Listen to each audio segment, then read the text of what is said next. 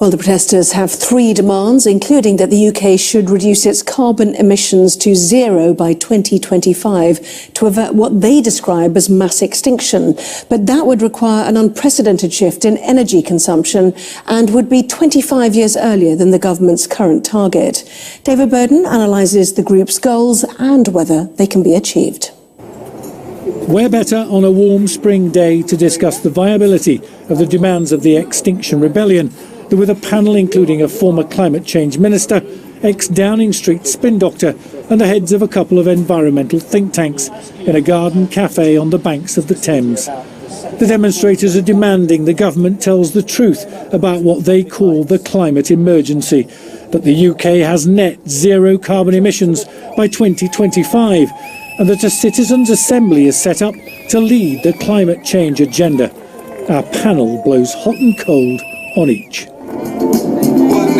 If they're telling the truth means that there's some sort of conspiracy of silence, well, that's complete nonsense. I mean, here in the UK, we've actually got a lot to be proud of. I mean, emissions are now 44% below where they were in 1990, and I don't know of any other major industrialised country that's made so much progress as we have in cutting emissions. One of Extinction Rebellion's aims is simply to get people talking about it more in the media, in politics, and having those sort of garden fence conversations, and you'd have to say from the evidence of the last few days they're succeeding on that.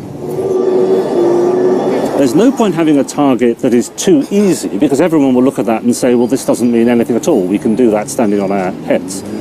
But nor is there any point setting a target that is so implausible that the whole process loses credibility. The thing to bear in mind is that climate change, however, is like diabetes. It's a progressive disease. If you don't do something about it, it goes on getting worse. So the later you start doing something about the problem, the worse the eventual outcome will be for you. I think 2025 isn't really achievable. There are three weighty reports out there in the last 6 months that tell us we can do it by 2045-ish.